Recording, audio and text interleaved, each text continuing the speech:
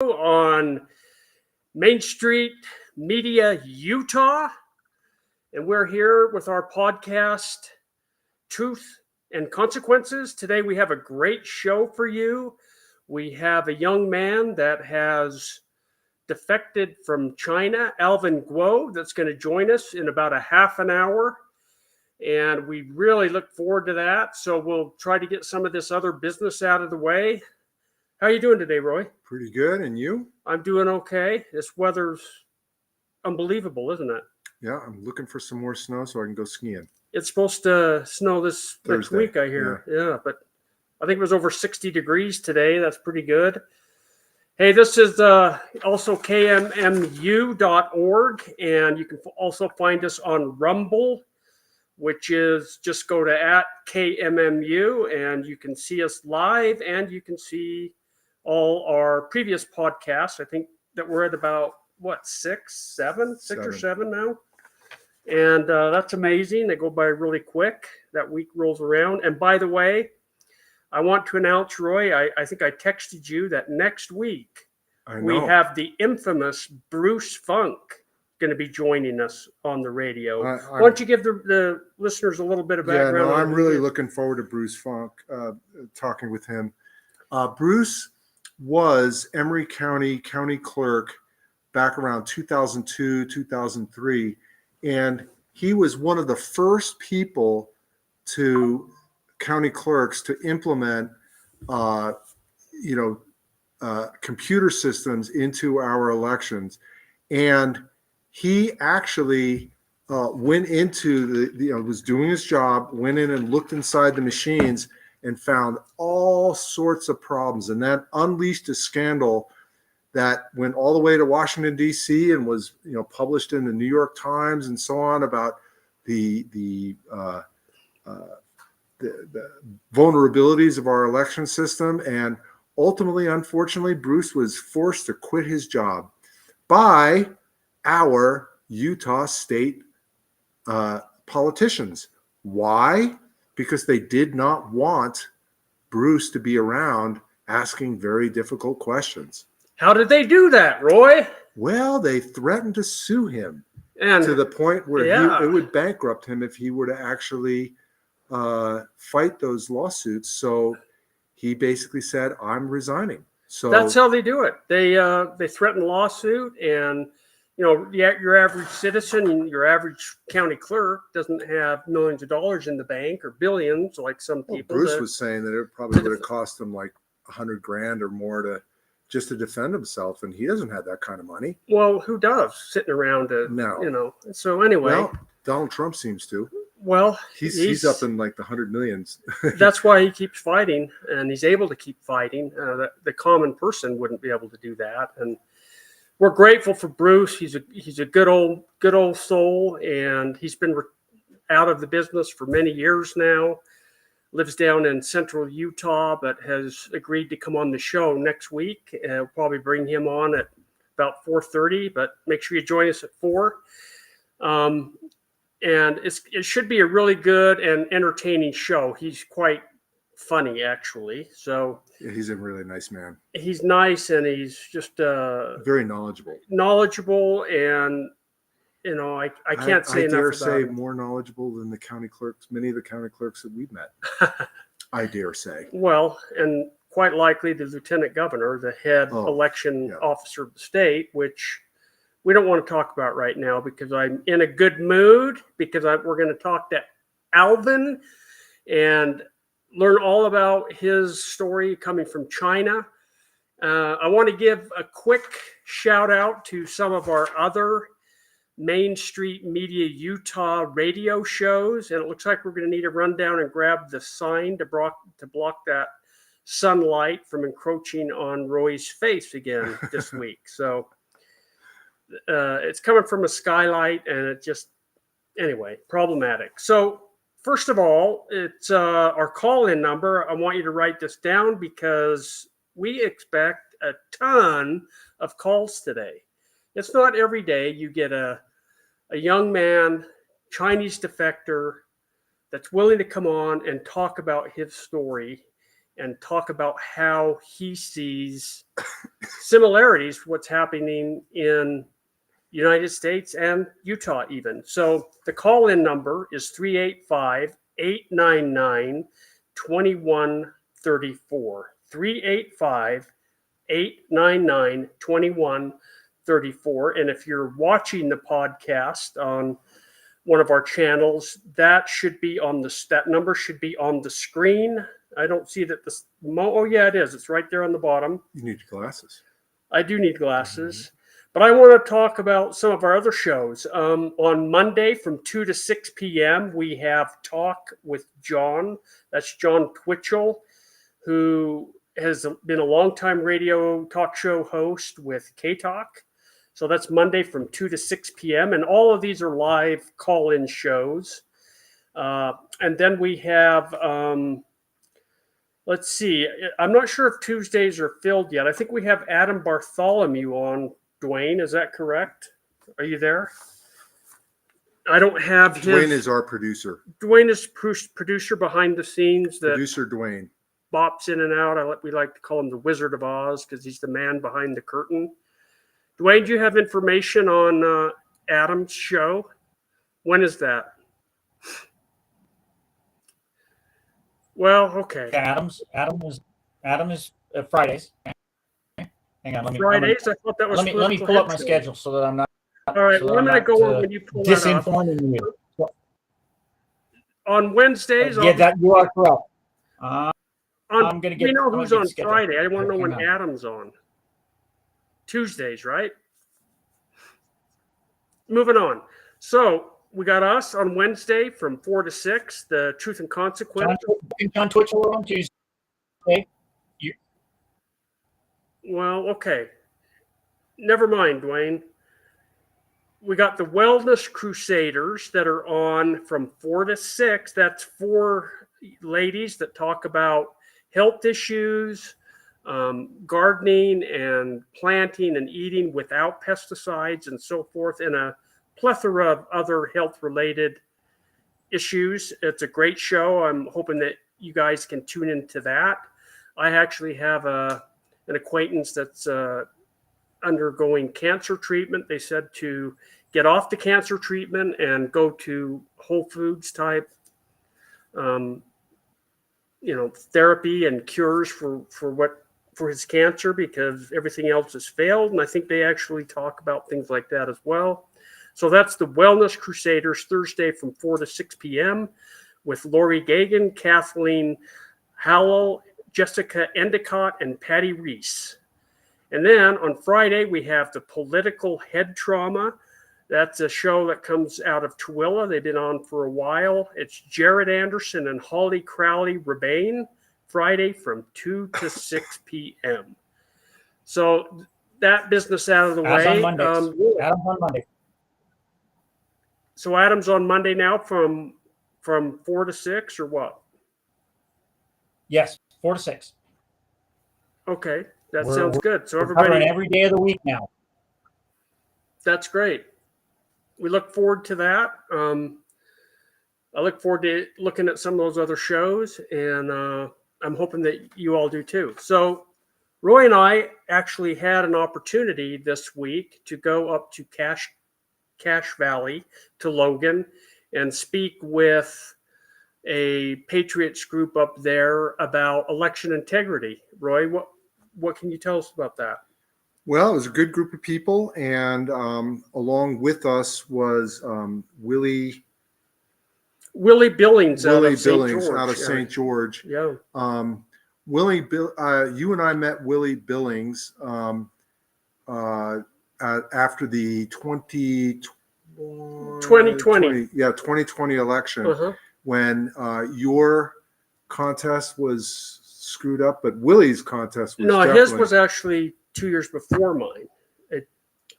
I'm pretty sure. No, because I did his analysis too. Oh, you did? So it was 2022 as well. At the same time I did your analysis, because I remember talking with him. Well, I stand corrected. So I've been wrong twice now. Willie is very, very involved in the GOP down south in Washington County, and ran for House District in a primary, and he lost by 7 votes.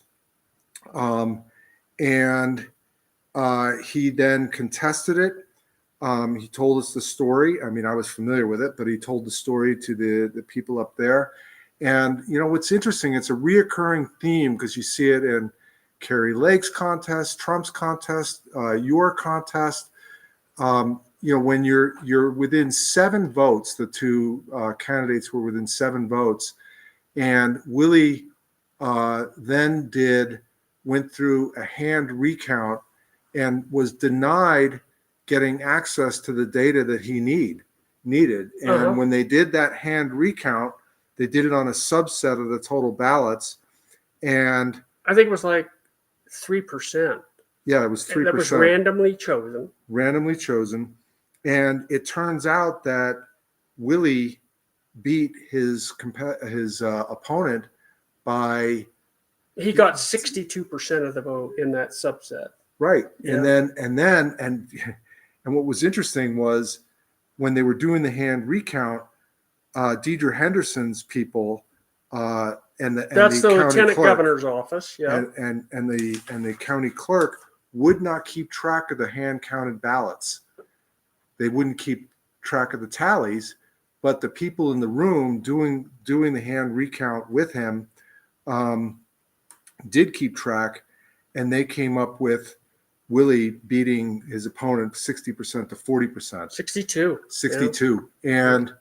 And then they wouldn't recount all of them. They wouldn't recount all of them. I mean, and the statistical probability that a full recount, 7 votes, a full recount would come to the final conclusion was like 10,000 to 1 or something. It was like very improbable.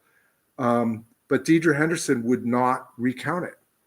Why? I think it's because Willie is a Republican that isn't towing the establishment Republican line, and they didn't want him to win. Well, I think it would have exposed the methodology in which they're cheating. It would have exposed that, and I don't think that's in Deidre Henderson's, the lieutenant governor's interest. No, to disclose her and others that are in that office and so forth, and who knows to the extent that goes. But then he went on to sue. Yeah, then he went on to sue, and the lawyer representing him found out something, which is if he sued, and the judge that was, and this was going to be a bench trial, if he sued and went in front of this judge is somebody who did not like Willie. There was a fight that Willie was leading about resisting changing the name of Dixie College to, what's it called now? Utah something or other. Tech. Utah Tech, I think. I don't know what it is. Southern Utah Utah Tech. The judge was against that because his son worked at Utah Tech or Utah Dixie College. And his lawyer said, look, you're going to lose. And if you lose, then the state has the right to assess a penalty equal to, the cost of their cost of fighting this lawsuit. So it would have been tens of thousands of dollars. So he elected to drop it. Because the risk was just too great. He figured there's no way that the judge is going to rule in his favor, and he was going to be out about $40,000. So an absolute slam dunk, his attorney said. Then we find out who the judge is. Then we find out he needs to pay the bills if he loses. And it's likely that he's going to lose based on who the judge was. That sounds really familiar to what we just said about Bruce Funk, doesn't it? They used the legal system and the cost thereof to get people to drop their cases because they can't afford to see them through. And of course, the state, they have all the money in the world, our money, that they can use to fight these things. And it's an injustice. That's why we're here. That's why we're That's why doing we're this running show. for our respective seats. That's right. We are both running for office. If you've not heard that before, I'm running for state senate in the 15th district. And Roy? I'm running for House of Representatives in House District 41. Right. And we're giving it a good shot to win. In fact, I got my website up and running now. aced4senate15.com if you want to check that out. And Roy gets to go all the way to the generals without any contest. Yeah, but I need to go and set up my website and get Dwayne's help because Dwayne basically does it all. Dwayne's actually helping a lot of people. Yeah, he produces this show and he helps you set up your website, and he's going to help me. And so we really have to give a big round of applause. Way to go, Dwayne! Woohoo! Yeah. So that's important. But coming back to the meeting that we had, it was a good group of people. Willie gave his story, and it really highlights exactly what Bruce Funk went through. It's kind of what Trump has gone through, Carrie Lake. And there is a book out there, and I've got an electronic copy of it. It was called Black Box Voting, and actually Bruce Funk's story is in that book. It's not published anymore, but there were hundreds of stories just like Bruce Funk's and like Willie's and like yours over and over and over again. Yeah. And they constantly are just using, the establishment is using the system, and it's both Democrats and Republicans, to basically prevent people from actually, securing the election and figuring out what the right answer is. Well, we're going to be unrelenting. We're going to keep coming, and until this thing is resolved. I also wanted to get in that Dwayne Benson is doing Carolyn Fippin's website. She's running for United States Senator, and Dwayne is also doing Representative Phil Lyman's website, and he is running against Cox for governor of Utah. So good job, Dwayne, and we appreciate your. At some point in time, we need to have Phil on here because his story is very interesting too, because that's another one where the legal system was brought down on his head, and ultimately Mike Lee convinced President Trump to pardon him. Yeah, that's what I heard. Because otherwise he would not be able to actually run for these seats. I don't think you can if you've been convicted of a felony, because that's what he was convicted of, is a felony. He wouldn't be able to be a member of the House of Representatives, and wouldn't be able to run for governor. I think. Yeah, we should. He'll gladly come on. We know him well. He's a good man. I fully support him. I'd like to see him beat Cox and have a real governor, real America First governor that believes in the Constitution, believes that we need to get federal lands back in the state hands, and a whole plethora of other constitutional things that are being trampled on by our current state government and federal government to a large degree. So that's what we're all about, is getting that power back to the states. So we continued, and you and I presented about what we were doing, about going around the different county clerks and board of canvassers in 25 out of 29 counties. And one of the things that struck me is I've been told by people like Lanny Chapman, who's the Salt Lake County clerk, that the Lieutenant Governor, Deidre Henderson, did a survey and found out that most Utahns, like 80%, have significant confidence in our mail-in balloting election process. That's a bunch of bull. Well, it's interesting because you talk to these people, and now we're going all the way up to Logan on a road trip to go meet a bunch of people who clearly think like us. But in traveling around and talking to these people, I think that she's not correct. I think they made it up, and it also flies in the face of large surveys that are done by national survey firms, where I think it's like 80% of Republicans and a very large number. Yeah, of, Rasmussen poll, recent Rasmussen poll, and others that that show otherwise. In fact, Democrats even now, that's at almost 50% or more that they think. I think it was just close to 40%. It was just shy of 50. Close to 50% then of Democrats who think that there's nefarious activity with our elections. Yeah, they say that that Biden is not legitimate. Yeah, and that's a lot of people. And the interesting thing is, if you'd ask that same question right after 2016 when Trump won, I think that Democrat number would have been a lot higher. About 5%. Oh, no. If you'd asked them then, do they think there's cheating when Trump first got in? There's been movies about when Trump first. Oh yeah, back in 2016. No, clearly these polls are biased, but it does show this trend that we see where it's increasing number of people are concerned about our election process, our election systems. Clearly, it's going in the way of more people realize that there is a problem.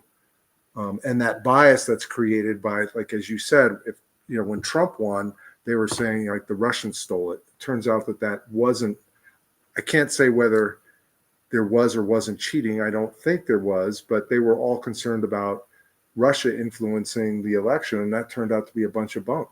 Right. But they were also concerned not only about Russia, but the mail-in process, the machines, all the things that we're still concerned about that have not been remedied.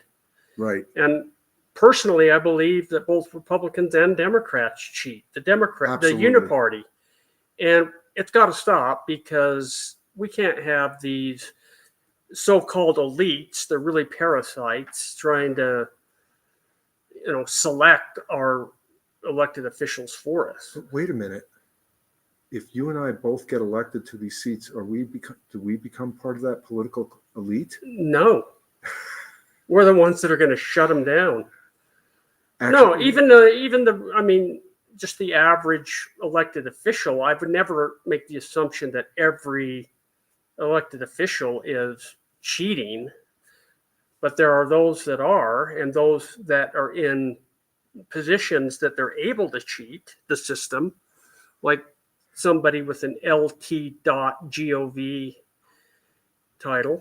Yeah. And that office. Well, really, if you look at like Willie's race, that kind of really shows a pattern, not just in Utah, but in many states.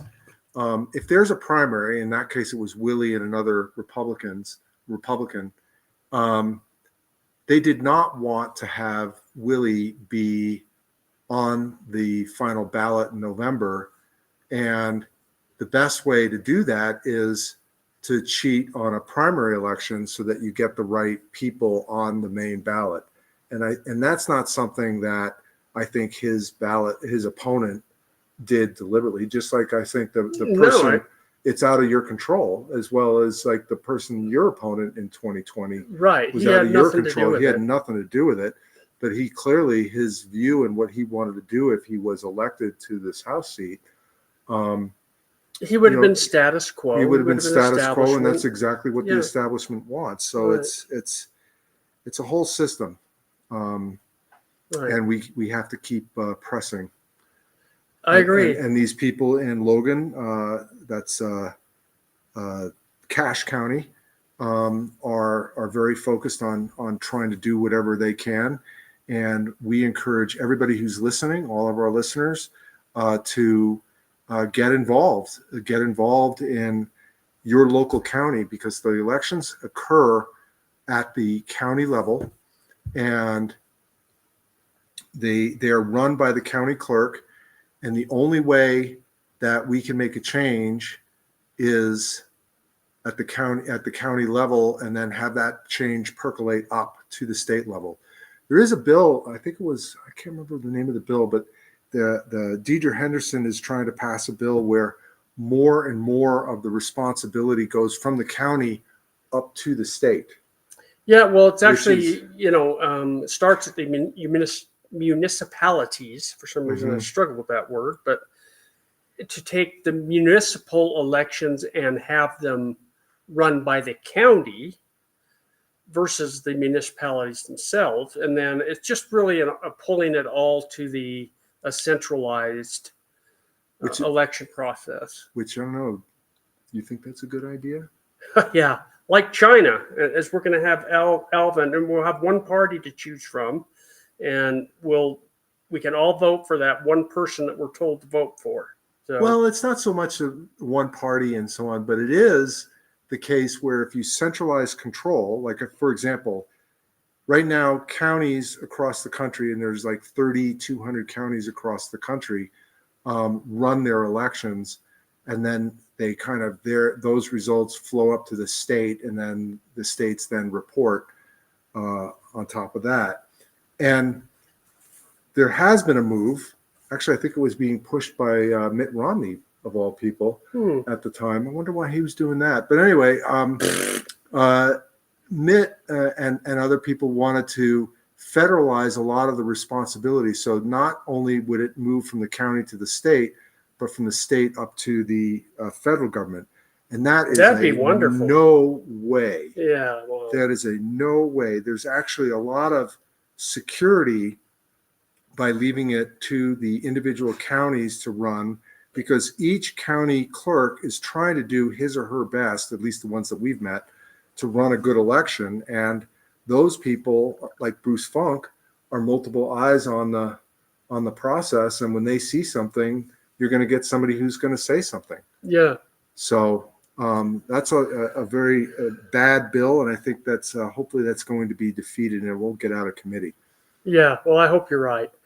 I think we're going to bring Alvin in here in 1 second. I want to give out the phone number again. I don't want to keep Alvin waiting. I'm sure that we can't get through everything that he needs to say in an hour and a half, so we're going to bring him in. But I'd like you to call in. We're looking for callers. We'll probably open that up. What do you think, around 5-ish maybe, or a little bit after? Yeah, let's get through 5:15. We'll see how it goes. But the number's 385-899-2134. And I think we'll go ahead and I see that he's ready. So we'll go ahead and click him in. And hello, Alvin. How are you? Alvin, are you there? Are you unmuted?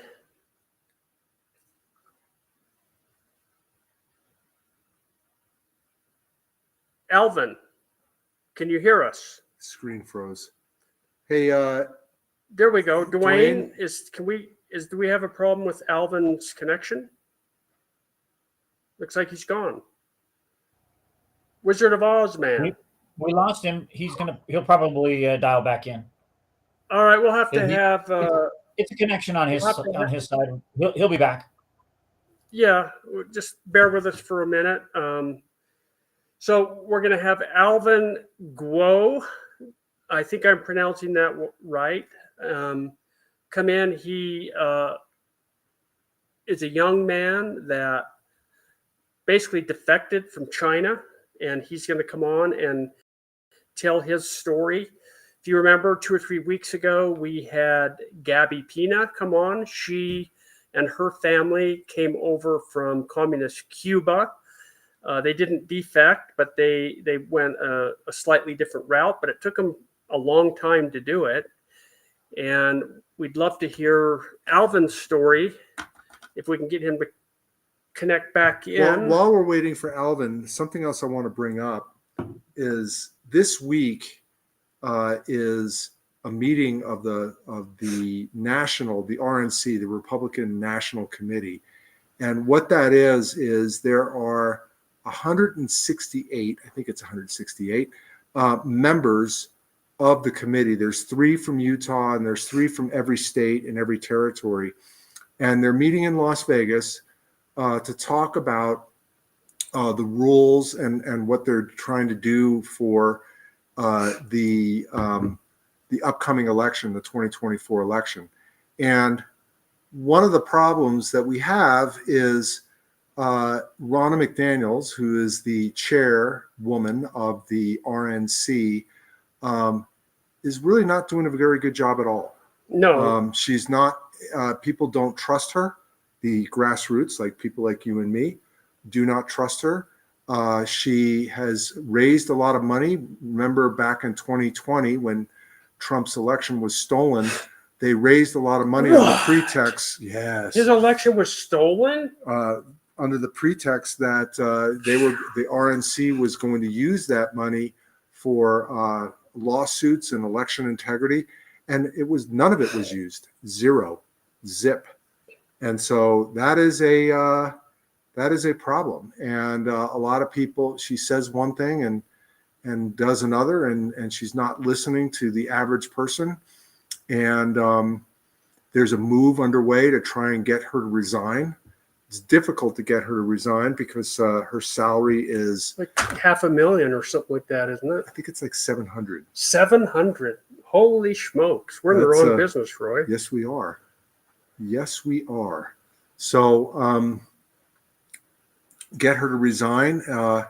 I heard rumors that maybe Charlie Kirk would be it or run it, or who runs Turning Point USA, or even Don Jr., which would be fantastic. Mm-hmm. I think the donations would just come pouring in. I don't think they're going to come pouring in from the big mega donors, because the big mega donors don't want Trump. It's the little people. It's the little people that want Trump. Right. So, speak for yourself. I'm not little. We're big. Yeah, but we don't make the kind of money that Chairwoman Ronna McDaniels makes. That's ridiculous. That's hard to believe, but yeah. Do you know what's going on with he's Alvin's trying to, he said he may have to reboot his computer to get back in. So we're just waiting for Alvin. You know what? I bet his computer was made in China. And the CCP knew that he was going to come on, and that's when they torpedoed his podcast. Can you explain why my phone is still working then? Because it's not connected to our podcast. Well, I know, but it's made in China, though, and they want to shut us totally down. So all the chips, the components, the assembly, all that. And by the way, that's how a lot of so-called rhino Republicans want to vote now. That's what we did at the state convention last year. We voted with our phones. And, that's just an uphill battle. We have to understand that we cannot sacrifice the integrity of our elections for convenience. And that's what we're doing. We need to get off our fannies, and we need to get out there, and we need to get back to the ballot box in person. That's ideal. And if we can't even get Republicans at the Republican convention to do that, how are we going to convince the public, Roy? We're not. Who is then? Somebody's got to convince them. I think it's us and our listeners. All right. Well, it starts here, and starts with you. Let's give the number out again. And I don't know what's going on with Alvin. He says he's rebooting his computer. He should be on in a minute. But we will be taking calls probably sometime shortly after 5. The number is 385-899-2134. And I guess we're waiting for him. I think we'd be willing to take a call if somebody wants to call in now and ask a question. There he is. He's popping in. I'm going to go ahead and see if we can get him now. Hi, Alvin. There you are. Hello. Can you hear it? Yeah. You're looking sharp. How's it going today? Thank you so much. I'm always trying to look sharp because So Alvin, is your computer made in China? Well, definitely. That's why the spies are trying to sabotage our interview. Isn't that bad? Yeah. See? That's true. Yeah. So, Alvin, I met you initially through Gabby Pina. Yeah. Introduced us. We got on a call together, and your story is remarkable. And it just really drives home what this country can become if we're not careful. And I, for one, am very grateful to you for being willing to speak out against, these forces, the CCP and others that want to see world domination, basically. And it's coming to a town near you, it sounds like. And I think we can see it Yes. starting to happen here. And the interesting thing in talking to Gabby and now talking to Alvin, I know from my perspective, having worked outside of the United States for much of my career, you get a different perspective about our country, and you learn a lot about our country. And I believe that people like Gabby, like Alvin, who spent a significant amount of their lives growing up outside, looking at the United States from the outside in, and then being here and seeing what's happening here, they can provide a very unique perspective that the normal, the American who has maybe spent very little time or has no time outside the United States to understand what is actually happening in our country. And that is one of the big reason we're bringing Alvin in here to kind of share his story. And Alvin, why don't we start out by having you explain your background, your education, how you got here, and then we'll kind of go in from there.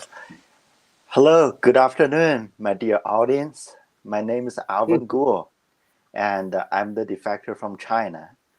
I was an underground Christian in China, also a political dissident, and I start to learn about the truth, about God, about the world, about the freedom we all cherish so much.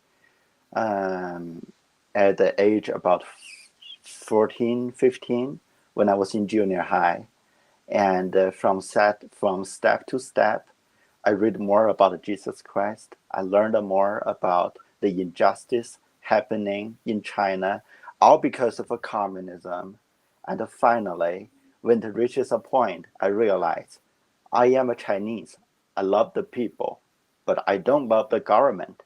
And before I become a Christian, I always feel like, wow, I got to be very honorable as a Chinese. But when I realize all those terrible things are happening, I realize the communists, they always lie to us. So I made a decision. Yes, I'm a Chinese, but in front of that, I'm a Christian first.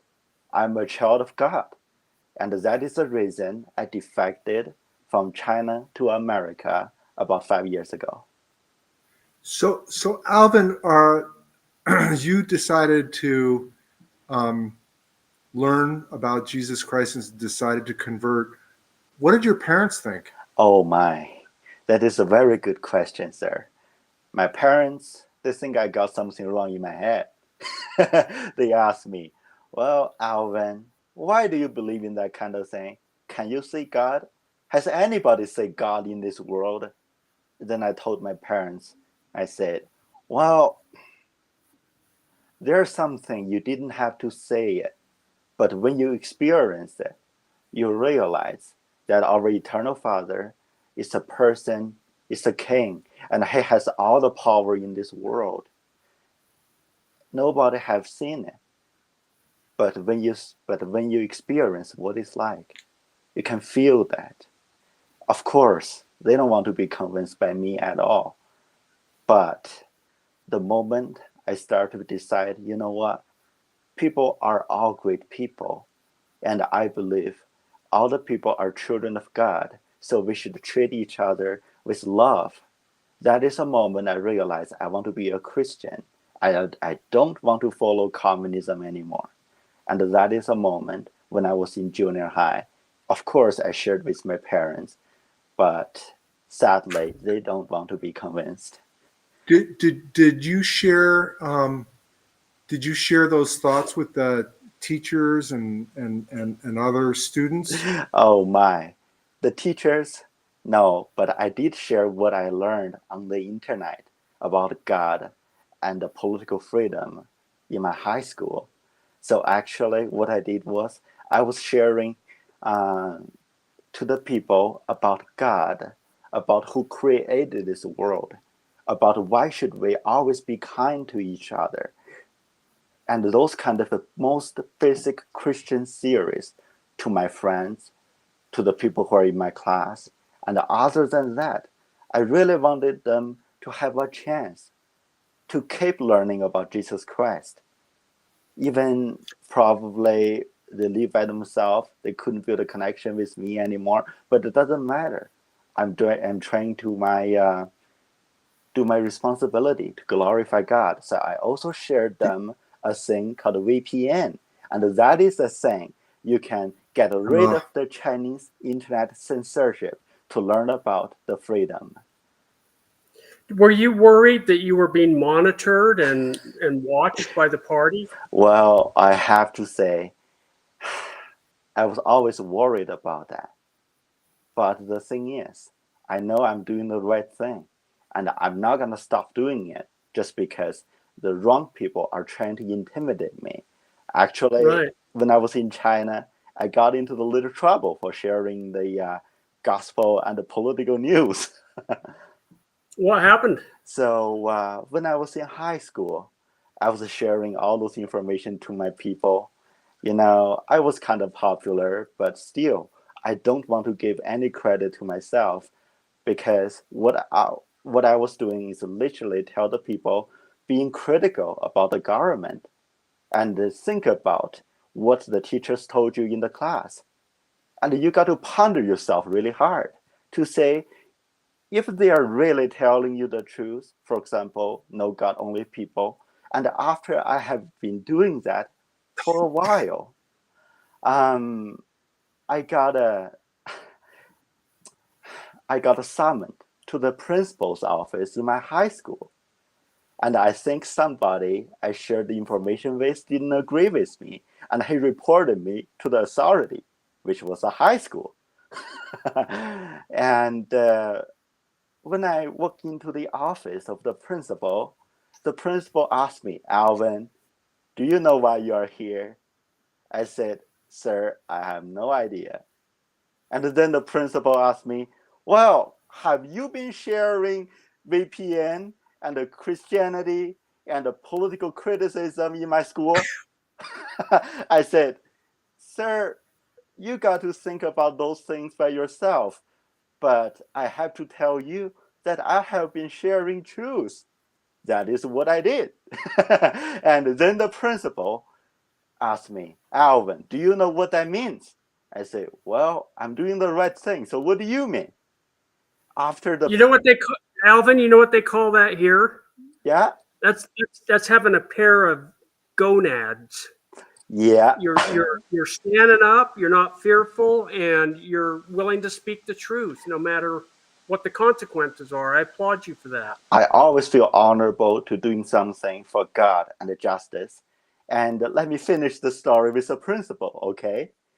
Yeah, so go ahead. so after the principal realized he couldn't stop me from doing the things I had been doing, he started to intimidate me. He said, Alvin, if you keep doing that, I'm going to expel you from my high school. You know, back then, I was just a high school student. Other than that, I have no resource at all. And I do want to have a successful life. And I know if I drop out from high school, probably it's nearly impossible I achieve the things I really wanted to achieve. So my response to the principal was, sir, if you expel me from your high school, that's probably the end of my life. You know what that means, right? And then the principal asked me, do you know what that means? If you know it, then stop doing the things you have been doing. And then here's a point.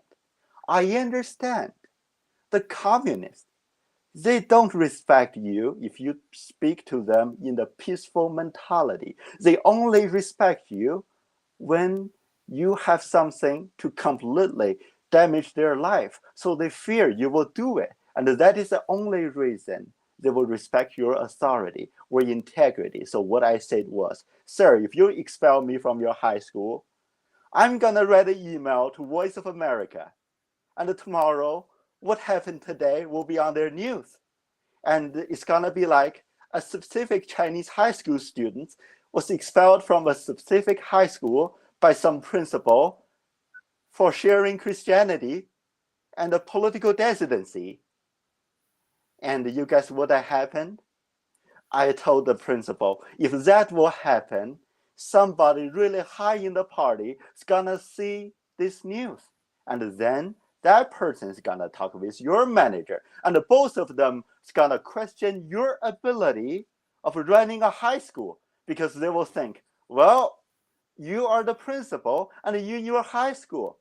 People start to have different political opinions and people start to criticize the government. So what kind of educator are you? Can you really manipulate people's mind in your high school?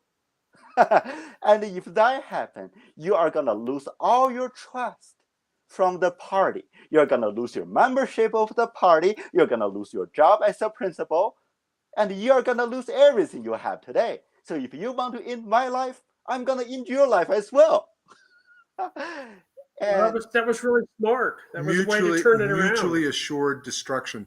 So the principal and officials like that, like the principal, are members of the Chinese Communist Party. Yes. I've been told that there's about 1.5 billion people in China, and of that, there's probably about 80 million of them are members of the Chinese Communist Party.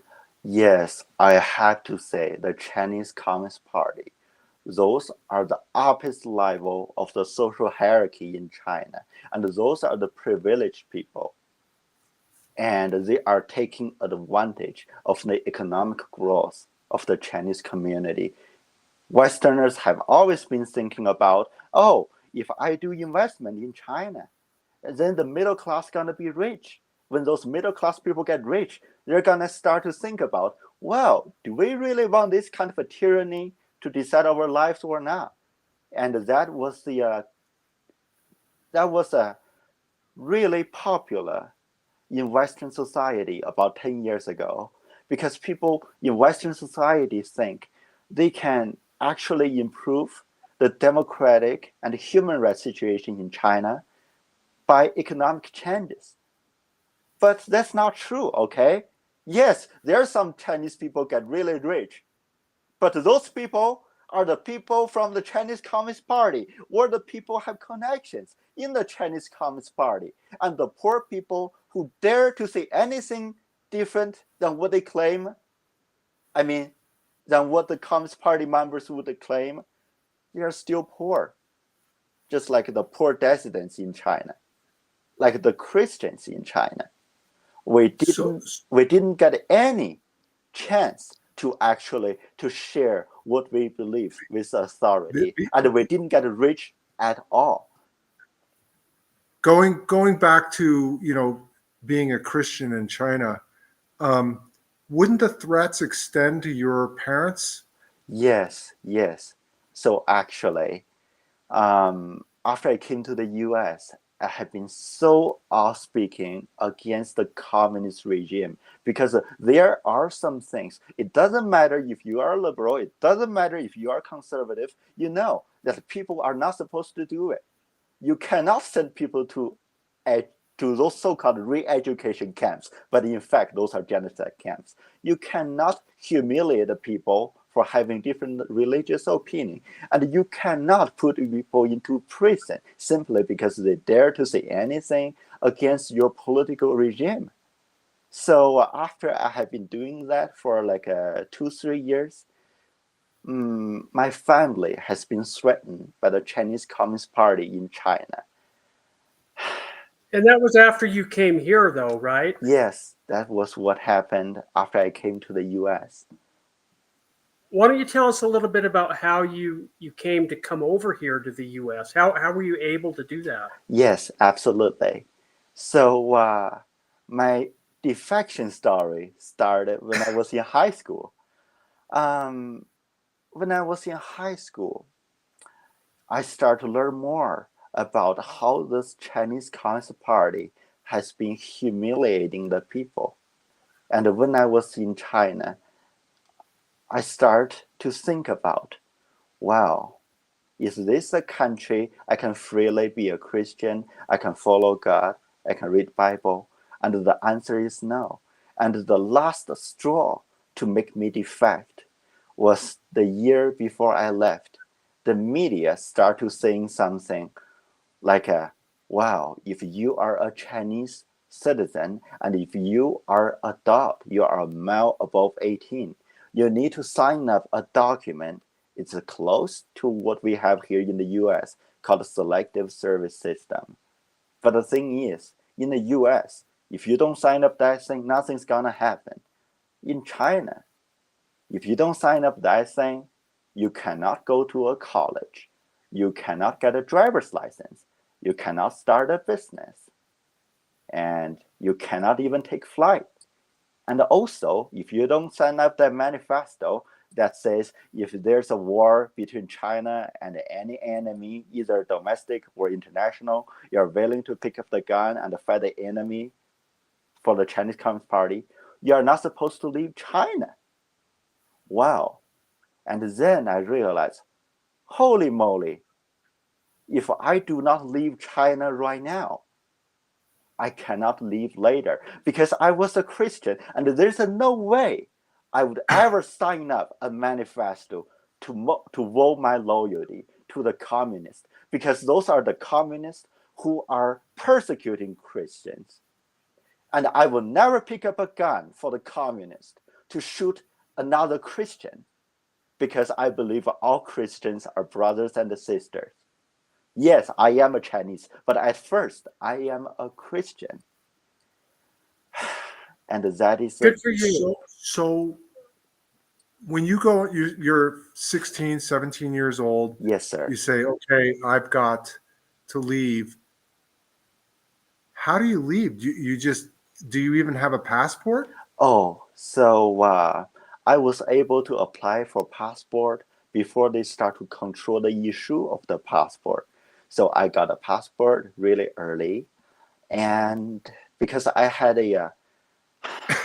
because I always had a concern that sooner or later the Chinese Communist Party is gonna control its people from leaving the country.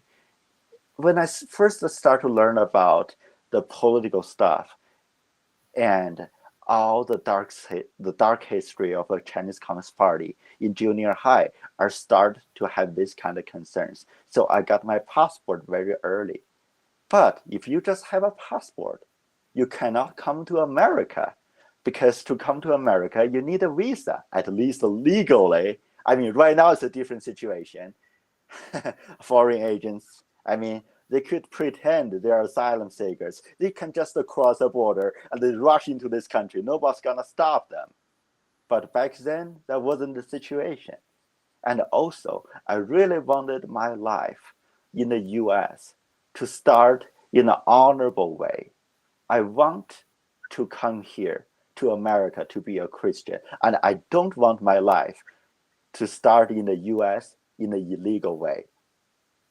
Because God told us we should respect the righteous laws. And if I really love America, I shouldn't break the laws here. So So how did you do it? I mean, you're a teenager. How do you just get a passport? You find a way to get a visa here, and then you're buying a plane ticket. How do you do that? Yes, sir. I'm gonna tell you how I made it. I applied for 14 different colleges in the US because I want to come here legally. I want to attend a college. And the reason I applied for 14 different colleges is because I'm not rich. And the cheapest college ever admitted me was Iowa State University, and it's in the middle of nowhere. Yes, it's in the middle of nowhere, but the people in Iowa, they are so kind. I love those people. And that's how I came here legally with a student visa. I see. Yeah.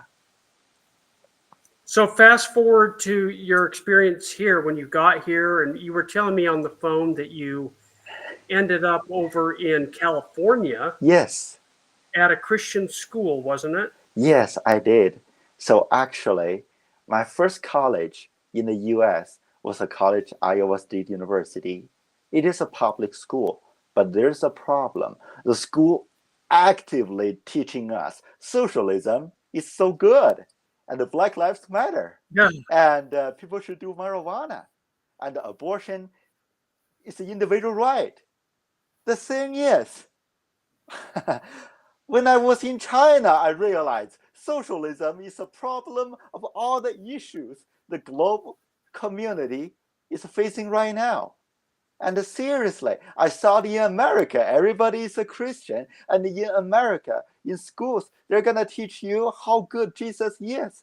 But really surprised me. In the public school, they are teaching us communism. They are turning good people, good American youth into revolutionists. And what kind of thing is that? So I start to criticize the education authority at the Iowa State University. And I was constantly making criticism about the things they were doing. For example, they tore down the statues of historical figures, and they are constantly, even right now, renamed the buildings in a way that I don't even understand why would they do it. The thing is, come on, I respect the history and I respect Jesus Christ. And when those things really completely goes against my idea of democracy and Christianity, I realize I need to go to a place that the Christians are valued. I need to go to a college that I can share people with my experience under communism, and I can talk about why Jesus Christ is our shepherd. And that is the reason I decided I want to drop out from Iowa State University. What I did was I figured out there is a really conservative Christian college on the West Coast in California called William Jessup University. It used to be a Bible school, and it's run by evangelical church. So I feel like, by the way, I became a member of the LDS church in Iowa. But when I came to America, I decided I came with peace, and I want to build a friendship. I don't care who you are, as far as you're a good person, you're a good conservative. I want to be your friend. So I figured out, well, I am LDS, but it doesn't matter. Because I believe all Christians, regardless your denomination, we are all good people, and we got to unite together against how crazy this liberalism and the CRT and all those kind of things. I believe I can build a connection. I can build a friendship with conservative Christians, even in the center of California, because I believe, even in the center of California, there are so many honorable conservatives, Christians. They are loyal to God, but they're not loyal to Gavin Newsom. And I want to be one humble member of this silent majority in California. So I went to the Bible school. When you were at Iowa, yes, or even when you're talking to, young people around your age, yes, certainly a lot younger than Steve and I. Yeah. No, you guys are still young. Yeah. So anyway, and you start explaining what communism is, just like when we were talking with Gabby. Yeah. Do the young people just ignore it and say, "Oh," I mean, like, why? How do they respond? Oh, okay. Actually, it's really funny. When I told them socialism and communism, that is the evil motivation that made so many Chinese people turned into communist tyrants. Those tyrants, they killed my great-grandparents. They molested my grandparents. They hurted my mom. And they probably want to put Alvin into the jail for some crime that Alvin never did. When I share all my experience with those college students, American college students in Iowa, yes, they always told me one thing, quote unquote, socialism is a perfect idea. It is a wrong mentality of those people. It is those people, it's a personal issue of those people. It is not an issue of communism.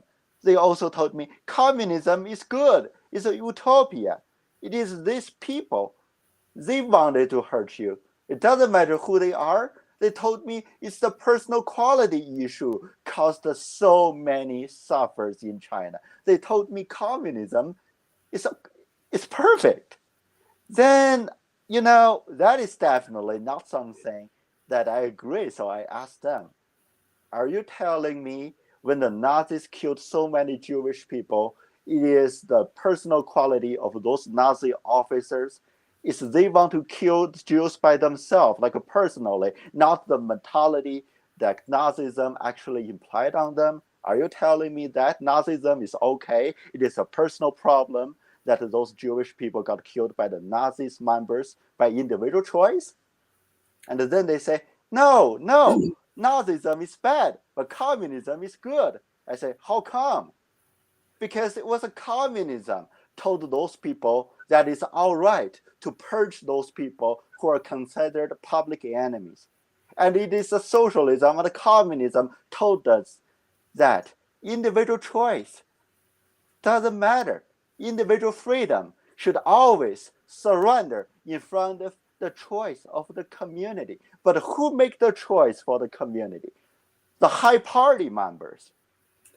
See, and that's a very common misconception among the young people today, is that they believe that humans in and of themselves can attain progress and become better and better at a cellular level within their soul, and they remove God from the equation.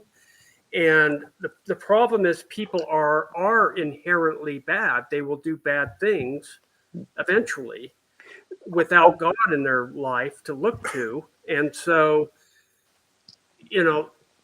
they believe that this utopia can be created with a political system, and removing God entirely out of it. Would you agree with that? Steve, what they are saying is a completely lie. Let me put it this way. Communism killed at least 100 million people in China. Yeah. And communism killed so many people in North Korea, Vietnam, Russia, Cuba, Venezuela, in so many different countries. If communism failed in everywhere else in this world, how could those people expect communism to succeed in the US? And not only communism, but socialism too. Yeah, exactly. And those are the same thing. Yeah. So Alvin, when you go through it and say, basically you're asking the question, where has communism or socialism actually worked? There's not every example where it's been tried. Yes. It has failed miserably and ended in death and destruction. And poverty. Amen. And how do they respond to that? Again, the utopia argument? I have to say, I love everyone, include those people who disagree with me. But the problem is, when I start to share those information with those college students who are so blind, they don't want to listen to me, they start to become very irrational. They start to saying things, you know what, you're biased, that's hurtful. And you're a what? They start to call me Alvin, you're so biased. And there's no reason you should be that way. And Alvin, that is very hurtful. And you cannot generalize communists. And you shouldn't see that. They become really verbally unfriendly. And some of them even start to become minor violent. So I would say, I really did not enjoy debate with those people, because if they are good people who have some kind of quality, who can actually have a conversation with the people who disagree with me, I'll be very happy to talk with them. But nearly every single socialist I've been talking with, they turn that way. When I put out those historical facts, I want to have a discussion with them. They don't want to have a discussion with them. They're so blind. They reject the information I told them, and they called me a person like a irresponsible, hurtful, or Yeah. those really emotional words. It's kind Well, of like I was trying to have a rational conversation with them, and they start to turn emotional. I mean, that's in what it's their based idea. on. It's emotion. It's based on emotion and not logic, and that's the problem. And they don't Yes. have an argument. They won't even listen to a guy that just came from it and is telling them firsthand Yeah. the experience, and they're denying it still as though they were the ones that were there. Yeah, that's the problem because in their world, there's no truth, only feeling. However, Right. historical facts don't care about their feeling. No, they don't. So, Yeah. going to history, the what you mentioned was the cultural. I think when you said that killed your grandparents, etc. Yes. Assuming that was Mao and the Cultural Revolution that happened. Oh, I hope that was a single incident.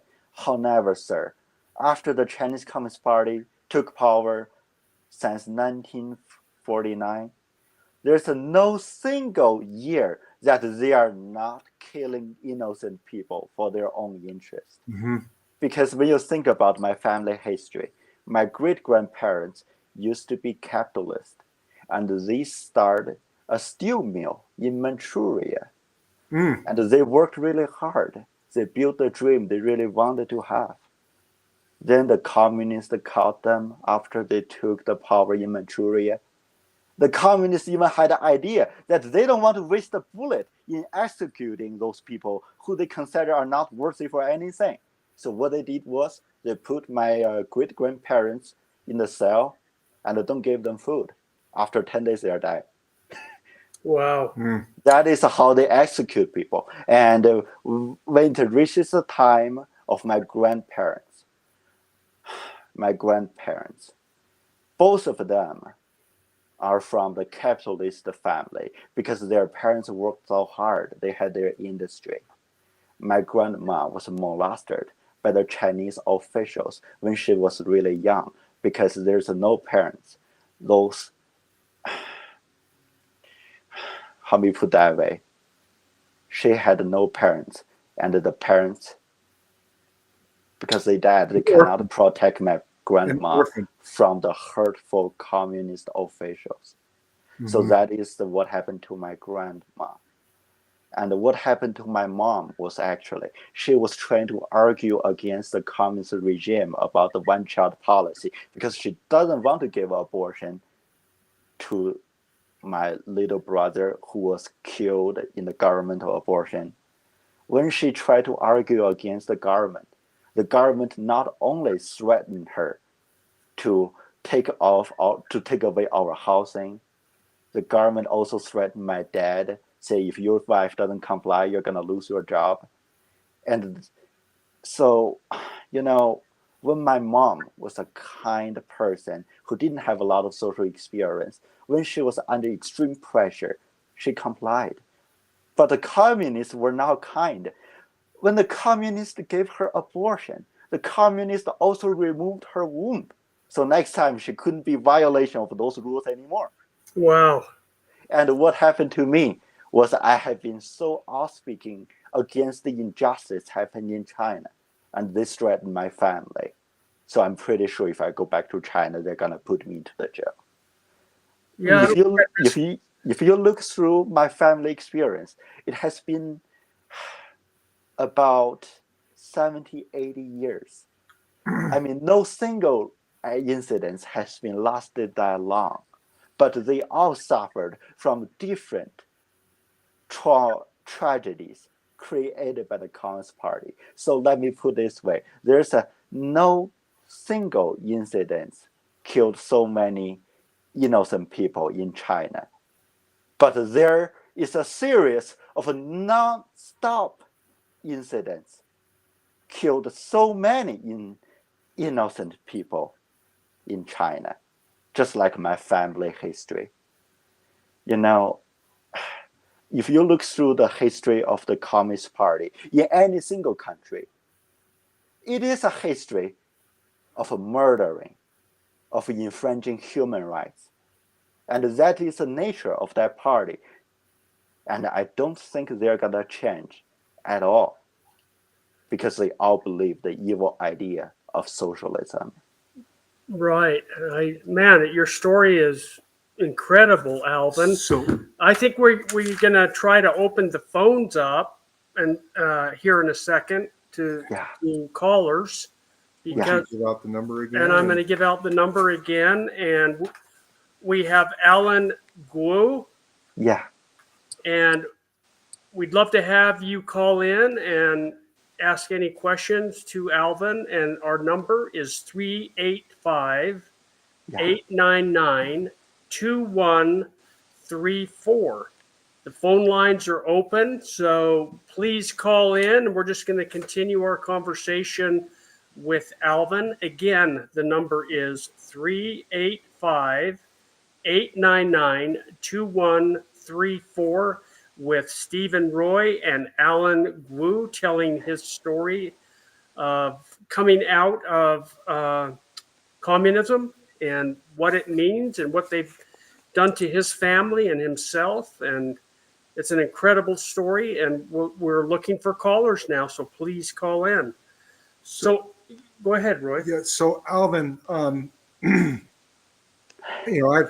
read a fair amount of history and so on, and one of the things that I bought into when it was happening, didn't buy into the actual act that was happening, but the policies of the U.S. government, that is, towards China.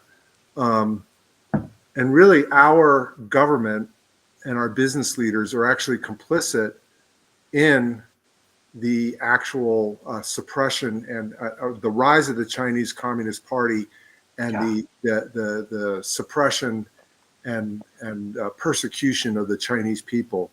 And I really think about that happening when it really happened was, because it could have been blown over at that point in time, was the Tiananmen Square. Yeah. And if we, meaning the Bush, I can't remember which Bush it was, but with, God, what's his name again? Now? No. A politician on our side, a Jewish guy who just died. Henry Kissinger. Kissinger, yeah. I've read quite a few of his books. But anyway, Kissinger and the administration at the time, a Republican administration, I might add, pushed, we could have, if we did not support the Chinese Communist Party at that time, I think that they would have fallen. Yeah. And we'd have something completely different. It looks like Dwayne is letting us know that we have a caller. That's good. So, let's bring that caller in. Yeah, why don't we bring that caller Hi, in? guys. I have Laura on the phone. I think she has a question for Alvin. Hang on. Here she is. Go ahead, Lori. Hello, Lori. Great job, Roy and Steve. It was an awesome interview. And Alvin, I have to tell you, I'm so incredibly proud that you ended up here in the United States, that you not only came in the right way, but you're a Christian. So thank you for sharing your story. Thank you so much, ma'am. Thank you. Oh, no, thank you. We need more people like you. So the question that I have for you, and I like your story on, I'm originally from Indiana, so I'm very familiar with Iowa. Yes, ma'am. So if for the younger generation that are listening in to you, and the schools are preaching socialism and communism and how great it is and how the U.S. needs to be more, what words do you have for the younger generation who are really thinking that what they're being taught in school is better than what we already have in the United States, which is freedom? That's a very good question, and thank you for asking. Thank you so much. So personally, I'm gonna be an educator. Actually, I'm gonna be a teacher in a local high school, and I believe right now the public education system in the U.S. they are not focusing on educate the kids to let them have good values. For example, bravery. For example, when they say something that is incorrect, they have the courage to stand up and say that is incorrect. The thing is, right now, what I have seen in the public education system is actually they are training the kids to be more obedient. I mean, it's kind of like a completely contradict with the freedom we cherish so much here in the US. And the people who are in high school, they should have a freedom to choose what they believe. Not just like when the communist teachers told them jump, they say how high. That is such a sad thing happening in the education system here in the US. And for those young people who are in high school, who have some doubt about the things that actually they believe what the teachers told them is communism, is socialism, is incorrect. I encourage them to learn more about the history by themselves on the internet. And if they can get a chance to talk with me, which is a chance I have been begging for years because I love to talk with people, they can ask me, what is it really like to live under communism? And I will tell them what is really happening there. And the long answer short, what's happening under socialism? Yes, you think you can have individual freedom in communism, in socialism. That is incorrect because the socialists, they treat you as a expendable component on their mighty machine. And when you are in that machine, you don't even have control of your own body. Like when they removed the body part of my mom, they didn't give her any choice, right? So I want to say that for those young people who have the opportunity to learn about what historical truth is, brothers and sisters, please stand up for the things that you believe. If you think socialism and communism is incorrect, stand up, say it, protest, work with the local legislators. You can do whatever thing you can do to stop communism in the US. I know it is a very big project, but there's a Chinese saying that is called a journey of 10,000 miles start at a step below your feet. If everyone doing his or her responsibility of sharing the truth, I believe kind Americans, people with consciousness, we can win this battle against communism.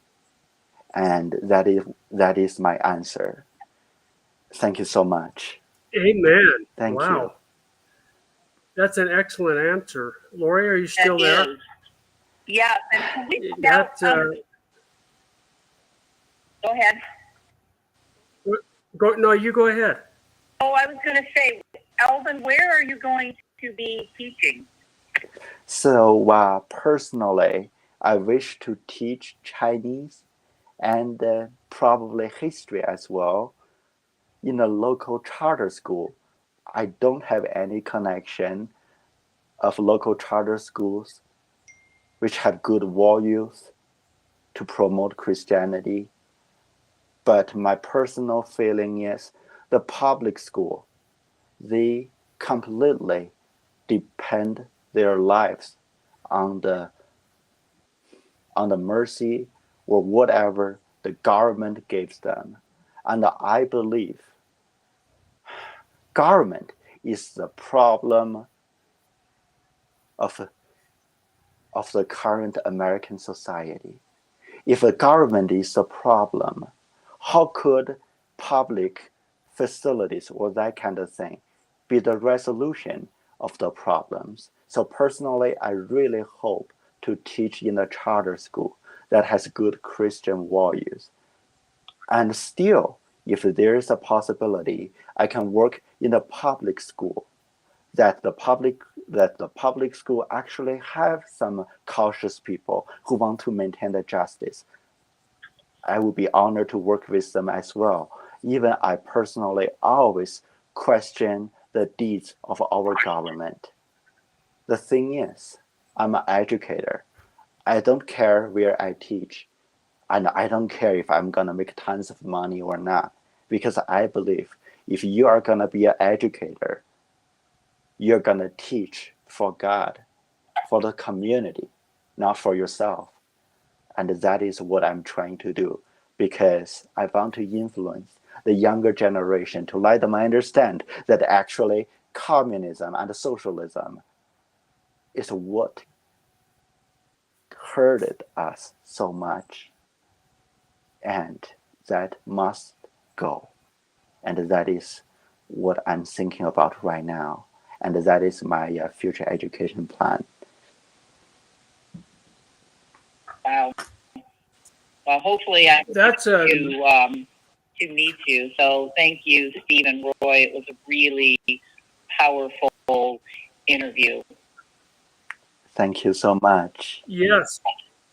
Thank you, Lori, for calling in. We'll make sure that you get connected with Alvin. I know that between ourselves and all of our network, we could probably help Alvin to maybe get connected with a charter school, because we need people like Alvin that can talk to our children and many adults one-on-one and let them hear his story, because we're losing this country to these woke failed ideologies Yes. that it's going to take all of us to stand up and put an end to it. If we're going to be complacent and we're going to sit down and just watch the world go by and let these bad actors have their way without standing against them, then we're in deep trouble. We need 10,000 Alvins here in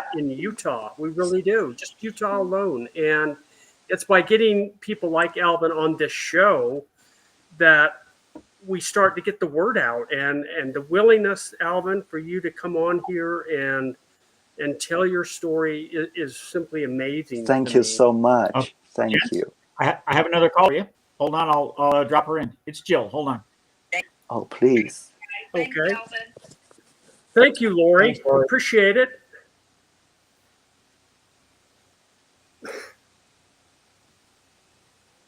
We're waiting for Jill. Hello, Joe. Hang on, guys. She's coming. Come on, Mr. Oz, man behind the curtain. We want Jill. Jill, are you there? I am here. Hang on a second. You get. I'm assuming you have a question for Alvin. Go ahead. I do. Hello, Jill. Oh, Jill, you got to turn off your your sound. Yeah, we're getting Why did it turn feedback. off? The one that you're in front of. The phone is fine. Just turn off your radio. Okay. There we go. This will work. There you go. Go ahead. Hi, Jill. Yeehaw! How are you? There you are. How you doing, Jill? I'm fine. How are you? Good. Thank you for calling in. Yeah, well, You got a question for Alvin? Yes, I do. I kind of came a little bit late to this, but this is what I wanted to ask you, Alvin, because it's something I've been very curious about for a while with all this issue we're having in our country, and I appreciate so much that you're talking to us.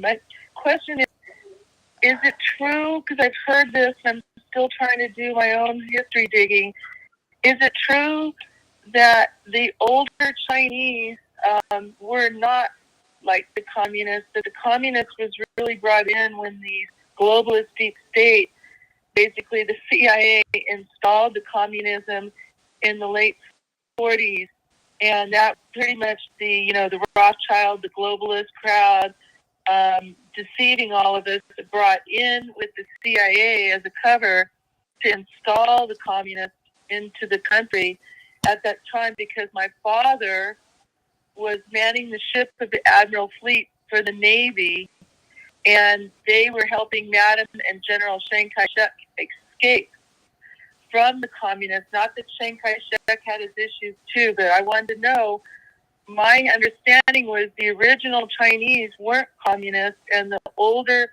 ancient Chinese culture has been hijacked from the well. Is this true? That is 100% true. And that is the reason I really love Chinese culture. I love the language, and I love the values in Chinese community, that we work hard and we do not provoke troubles. And we believe only by hard working we can build a dream that we can all live tomorrow in the way we always wanted to be. So actually, Chinese culture is a beautiful thing. And I really love my Chinese identity. Chinese language is very beautiful. It is quite different than English, but trust me, I believe English is the hardest language in the world. So,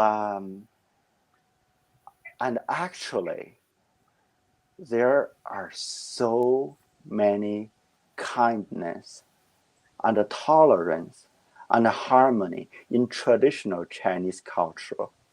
And actually, before Chinese Communist Party won the civil war against the nationalists had a democratic government in China. The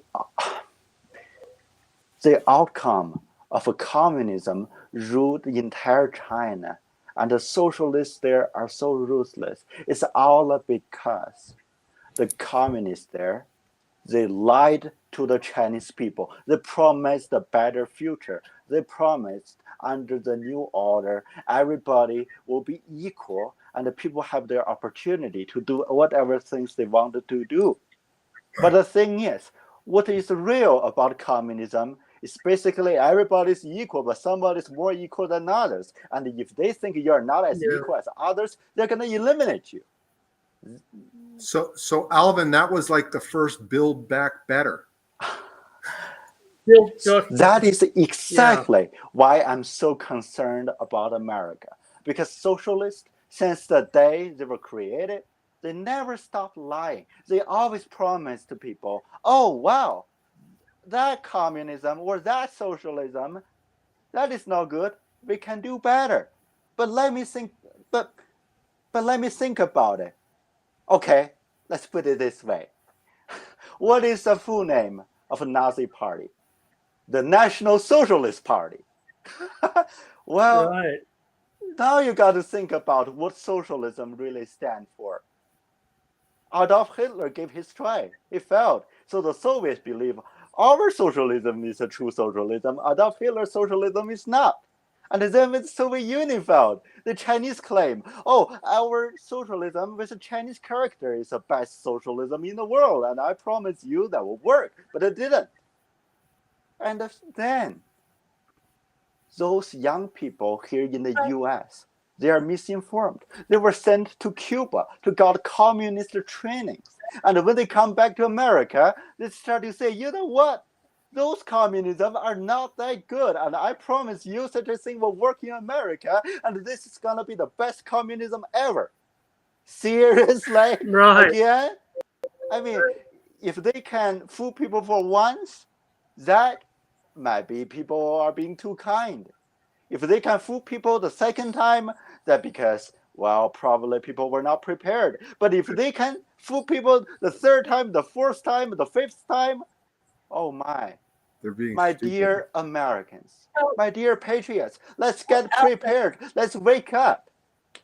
I think Jill's got another question. Go ahead, Jill. Yes, please. So Alvin, I guess I appreciate that, because I've heard that, and some people said, oh, that's not, it's always been bad. And I said, no.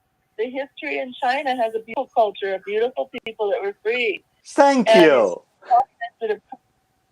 There's communists that have come in later And unfortunately, it was our CIA, is my understanding, that was actually used to implement communism on your people, just like they're trying to do around the rest of the world. And these are the globalists, and the reason why they like communism is because it's easy to control the masses. And have control and the power and the greed and do what they want. So it's time for all of us to rise up. And I'm so grateful you're here, because this woke stuff has just been a brainwash on our people. They need to wake up and listen to people like you. And we need to wake everybody up, because we are the masses. We can rise up. They're only a small few, and they don't want us to know that, but they're in power. And that's about to shift if I have my way, because I'm a warrior. And I come from roots of families in the military, and I'm not going to stand aside and watch them take our country and our freedom. Yes. Amen, Bill. Amen. I'm glad I'm on your side. That's excellent. Yes. Thank you so much for sharing. And as soon as we clean our house here in America, and we clean our house, we're not going to go out and be our brother's keepers. We're going to go out and be our brother's friends. We're going to help the rest of the world, but we're all going to have to stand up and fight for our freedom. So thank you so much. Wow, Jill, thank you so much too. That was awesome. Do you have any more questions or? No, I just wanted to verify that what I've been hearing is the history with political culture. They were not communists. They were taken over just like they do everywhere else. Thanks, Jill. We appreciate Thank you your call. so much. I think Alvin's got some stuff he wants to talk about. Yes. Yeah, Alvin, you want to share your experience about college Republicans here? Absolutely. And I know I have been sharing so many sad stories and the problem of the current society. However, I think it's irresponsible if I do not share a resolution or at least some hope with my dear Americans like you guys. Personally, I have to say, younger people, like in college or in high school, they are suffering from misinformation by the communists. However, if they want to defend freedom or the idea they really believe, for example, in God we trust, they have a lot of possibilities they can do, for example, in college. Right now, personally, my choice is I am a Christian, I am a conservative, and I'm actually involved with some conservative student organizations. For example, I'm the vice president of Utah College Republicans. I know, right? Look at me. That's cool. Well, I have my accent. Yes, I love this country. Each time people ask me, but you? I say, really? Come on, that is how I infiltrate our great nation. As a Chinese spy. I'm just kidding. So basically, as a college student, I see the possibility and many opportunities that we can actually protest. We can bring speakers on campus, and we can publish articles on conservative medias to point out the issue that our community is suffering about. And I want to tell you that there are many, many conservative young people as well. Yes, the communist youth, they are more violent, they are more extreme. Yes, probably they have better influence on social media or that kind of thing. But my dear patriots, my dear young patriots, you can always join our fight to be free. So please join our crusade for freedom. That is my message to the young college students and the young people who does not agree with the current social situation in the US. How can people get associated with that group, Alvin? Is there a way for that to happen? That is very simple, actually. If you are a college student, you just go to your school, like a student organization website. you give a church called College Republicans, and we have many chapters across the state of Utah. And you can always hang around with the kind Republicans who disagree with the socialism. And we do have a group Right. for you. And I entreat our young patriots, join our fight. Yes, the communists, they're really aggressive. The socialists, they are ruthless. But we understand that we can win this battle. And they need to understand that we won't go quietly. They can count me on that. Yeah, well, I'm with you on Thank that you, one. Steve. I'm not going quietly either. I don't think Roy or Dwayne is either. Yes. So Alvin, we talked very early on in this about the actual structure of the Chinese Communist Party and how Yes. few people there really are that are members of the Chinese Communist Party, and they end up controlling so many people through fear and intimidation and coercion. Yes. How you can see that happening with our government. How do we help the Chinese people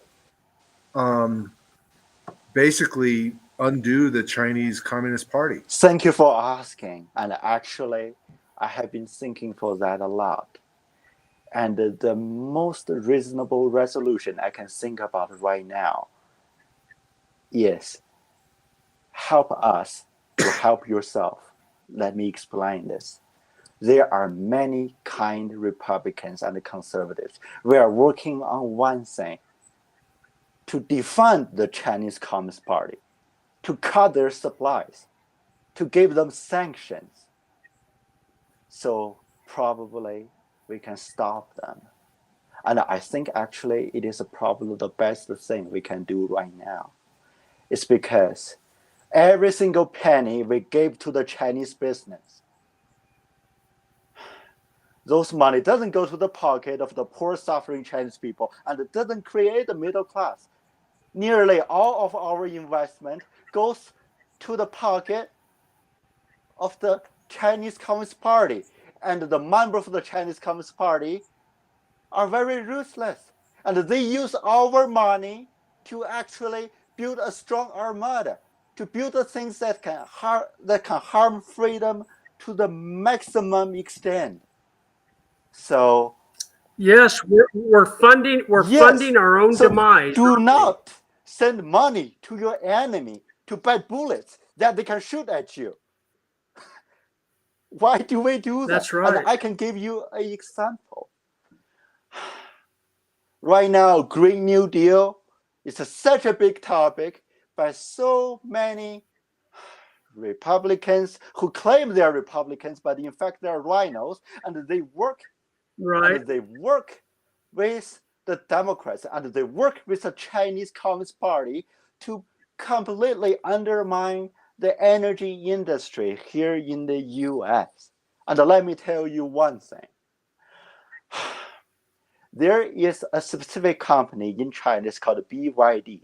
They are making electric vehicles, and they are exporting electric vehicles to Russia, to the US, to the Europe, to a lot of places. But you guys, what else they do? They are developing the electronic catapult system for the Chinese aircraft carriers.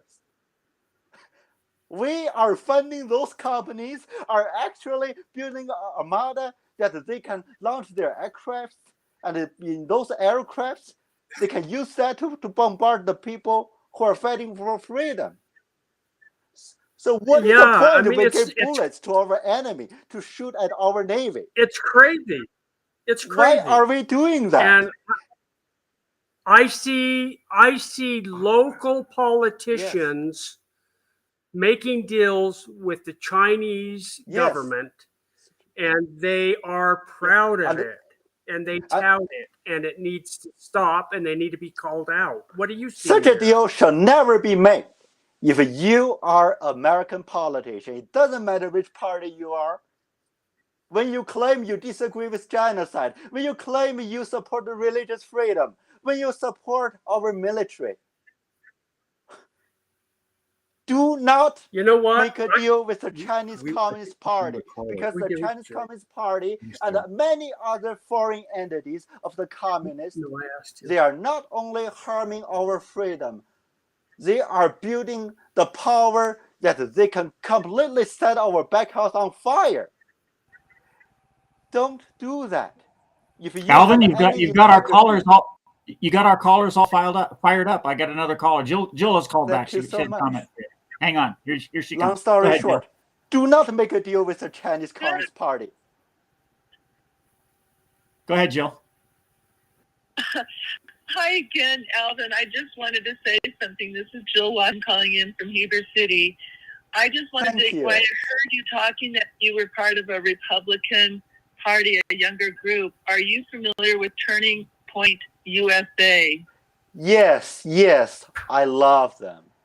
Because I have always Okay, 'cause one idea that all Republicans and all conservatives, all Christians, we got to unite together. And I know the leaders of our local Yes. TPUSA, and I love them. We are brothers and sisters. I'm glad to hear that, because you should definitely go there, because I was there and there was the Turning Point in Phoenix about a month and a half ago, and there was over 13,000 people there just in one day. And there was a whole booth of Yes. the Chinese nationalist people, and they were so friendly. They were so excited to be there. And for me to be able to see, because I'm older, and for me to be able to see all these young people, all these college kids there, Yes. listening and working together, helping each other, it was amazing. And it gave me hope that we're going to be able to pass the baton to the younger Yes. generation to save this Yes, country. thank you. I agree. And in such a way, our country has a future.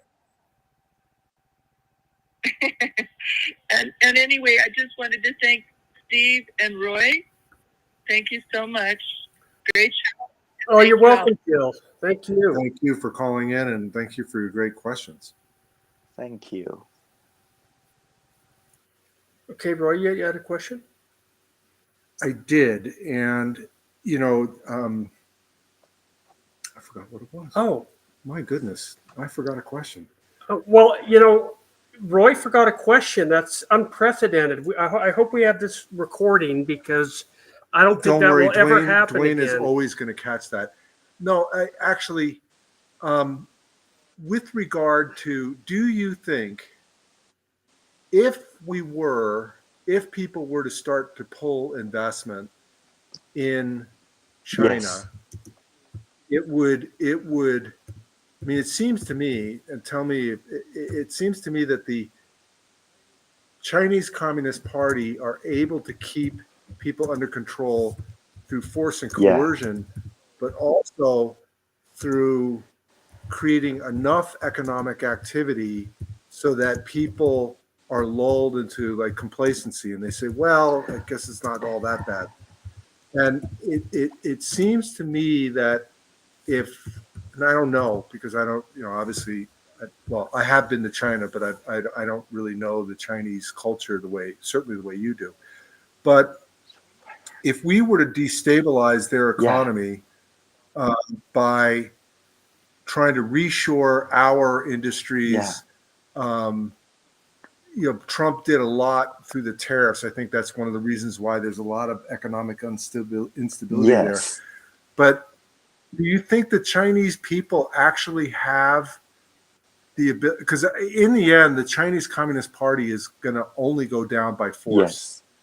And there's going to be, at some point, there's going to be enough people have to rise up. Do you think that's even possible? I mean, what? And given the Chinese culture, because the Chinese culture is one that it always wants to make sure that they're doing the right thing, and not disrespecting others. So that is actually a really good question. I actually have two things to mention for the answer. First, regardless how many our enemy looks like right now, please don't forget what happened in 1989. I'm not talking about the Tiananmen Square. I'm talking about the fall of the Berlin Wall. Think about it. Whoever expected Berlin Wall would fall just on one night? Who would expect that? Nobody. So the point I'm trying to make for the first point is, well, God is always in power. We do our best, and God do the rest.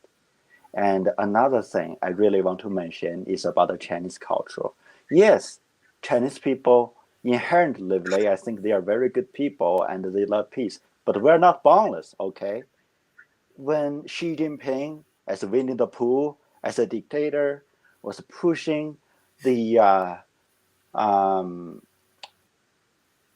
quarantine policy so harshly in China, you guess what happened, sir? The young Chinese students, they rush to the street and they protest. The thing is, in China, if you protest with a slogan, the local persecutors can claim you are trying to subvert the regime or trying to promote against socialism, because both of them are against the Chinese criminal law. Those young people, what they did was they hold a blank paper, they stamped up in a line, in a row on the street, and all the vehicles pass by them. They horn. The reason for that is, yes, Chinese people love peace, and the Chinese people are not violent. But the thing is, there are many Chinese people, they still have a good sense of justice, and actually they disagree with the Chinese Communist Party because nobody wants to be enslaved. And I think it is our responsibility for the people who are living in the free world, if we can ever find the opportunity to either sponsor them, to help them, or just to report their stories, to support them in the humanitarian way. Well, I think that is something that we can actually do to at least make the Chinese Communist Party understand we are. I agree with you wholeheartedly, but I feel like America needs to first save itself, or they will not be in the position to help others like the people in China, because we're headed down that same path. So yes, I don't want the country I love to become the country I left. So, I think you are familiar with Miles Guo, and it kind of goes back to, basically, I think we can tie it back to what's happening here. Well, actually, because it is happening here. Miles Guo is being detained. But why don't you explain Miles Guo, and then I think we could draw parallels with other things that are happening right now. So actually, when I was in California, I was very well involved in Miles Guo's group. We used to organize protest for so many times in front of the Chinese embassy. And when they took Hong Kong, we print out a photo of Xi Jinping, put a red cross on his face. And I personally stab on his face, hold a tag, says Free China, Free Hong Kong. So, and another thing Miles Guo's group did so much was actually expose the problems of the current American society. And actually, we were the first group of people who actually exposed the drug problem, sex problem, and the corruption problem of Hunter Biden. And what we did was we put his sex tapes on our media, because we are the kind people, and we deserve to know the truth that those corrupted Democrats, they are selling our countries to the Chinese. And when those people claim they are saints, they are not. They are hypocritic. So Sleepy Joe, think about what your son has been doing. Are you really proud of him? I guess you are, because you are no better. That is my experience with the group run by Miles Guo. But where is Miles Guo right now? In the prison, and it's all because he was speaking against Hunter Biden. and Joe Biden. There are some people, if you speak against in the US, you are going to face political persecutions. And those kind of people are the people who are in the White House right now. Well, I really feel sad for the current situation here in the US. I want political freedom so I can criticize the government I didn't agree. And it's really sad. Actually, what's happening in China, which means you cannot criticize the government, is also happening here in the US. And we must stop this kind of a tragedy. In the US history, I have never seen something as terrible as this before. Wake up, America. You deserve a better leader. Amen. Alvin, this is amazing stuff. I mean, you're absolutely right. I mean, many of us can see it. Roy and I can see it. That's why we're doing this show. We're trying to stop the cheating in the elections and the stealing of our country. And Alvin was pointing out the Bidens and the Democrats, but it's really Bill Barr who buried the information on the laptop. I mean, they knew about this a long time ago and they chose not to do anything. Similarly with a lot of election fraud and election fraud. It's Republicans alike. Bill Barr buried it. We bury it, and in Utah, it's the Rhino Republicans. So bad. So many Rhino Republicans. They betray the people voted for them. They're not Republicans at all. They're not Republicans at all. And Steve, actually, I want to tell a really short joke. You know why the communists and the socialists always steal elections? Because they are all members of the global brotherhood of steel. Think about it. They claim your property is my property, so we are all in the brotherhood and we steal. That is the nature of their doctrine. They are the brotherhood of steel. So when they steal, I feel bad. I'm mad at them, but I'm not surprised because those are the people who have been doing that for years. Yes. Well, I think we agree with you. Thank you. There's no doubt. There's no doubt.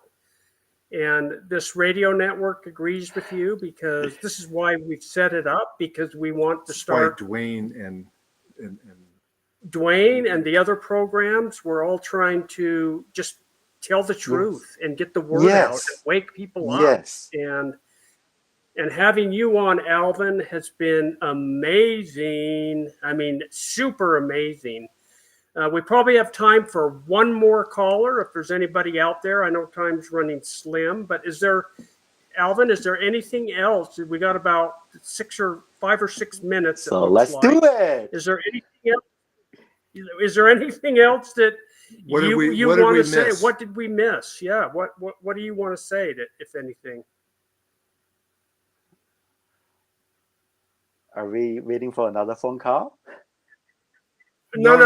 I'm just saying we're almost out of time and want to make sure that you've said everything that you want to say. Okay. So is there anything you've left out? Yes, I want to say something. America, when I first came to this country, I realized, well, there's no other country like America because this country is built on the wish of our God and under the guideship of Jesus Christ, under Joseph Smith. That is how our pioneer fathers came all the way across the plain to set up our shelter, our refuge in the middle of the mountains. And I believe, wow, Utah, we have a deep understanding of what persecution is like. And I believe kind people in Utah, we disagree with political persecution, religious persecution, or other kind of a censorship of a free speech. So, people of Utah, you are my brothers and sisters. We are all brothers and sisters in Christ. Let's fight this battle together. we can stop communism. And Amen. yes, Hey, it looks, Alvin, it looks like we've got one more. One last Wonderful. caller to end your day. Yes. Hang on, here you go. Lori, go ahead. One more caller. Hi, Alvin. It's Lori. Hey, Hello, Lori. I love your comment on you love the United States and you don't want it to become the country that you left. But Yes, ma'am. what would you tell our governor, who could be in disguise? What would you like to say to our governor to open up his ears? Yes, there's something I probably can say to my governor here in Utah. Brother, when you wake up every early morning, you go to the Capitol to go to work. When you get yourself in the office, would you think about the following questions? Are you making deal with the Chinese?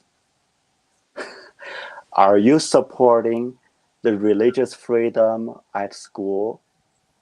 Are you infringing women's rights here in Utah? And are you making a deal with Biden? Think about those questions. Think about it. I know you might not give me an answer. Maybe you will give me an answer. But I think for me and all the people in Utah, we are looking upon you. We know the answer. You answer it. Yes or no. That's your choice.